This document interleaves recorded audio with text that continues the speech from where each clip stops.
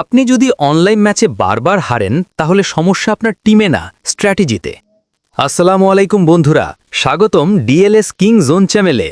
আজ আমি দেখাবো ডিএলএস অনলাইন ম্যাচ জেতার সেই কৌশল যেগুলো প্রো প্লেয়াররা ব্যবহার করে কিন্তু কেউ বলে না। অনলাইন ম্যাচ ক্যারিয়ার মোড থেকে আলাদা, এখানে এআই না রিয়েল প্লেয়ার, তাই একই স্ট্র্যাটেজি কাজ করে না। অনলাইন ম্যাচের জন্য সবচেয়ে সেফ ফরমেশন হল 4-2-3-1।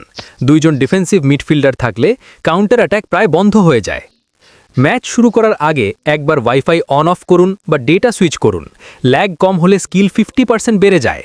ল্যাগ হলে স্প্রিন্ট ব্যবহার করবেন না। অনলাইন ম্যাচে সবচেয়ে বড় শত্রু হল রেজ। গোল খেলেই যদি তাড়াহুড়া করেন, পরের গোল নিশ্চিত আপনার বিপক্ষে। Defender control secret. ডিফেন্ডার দিয়ে কখনো সামনে দৌড়াবেন না, কন্টেইন ধরে রাখুন। শেষ মুহূর্তে ট্যাকেল, ফাউল হবে না। ৮০ মিনিটের পর ডিফেন্সিভ মোড প্লাস ক্লিয়ার বল। অপোনেন্ট ভুল করবেই, এটাই সুযোগ। অনলাইন ম্যাচে হারলে সাথে সাথে রিম্যাচ খেলবেন না, একটু বিরতি নিন, পরের ম্যাচে জয়ের চান্স দ্বিগুণ। এই ভিডিও যদি আপনার অনলাইন ম্যাচ জিততে সাহায্য করে, একটা লাইক দিন।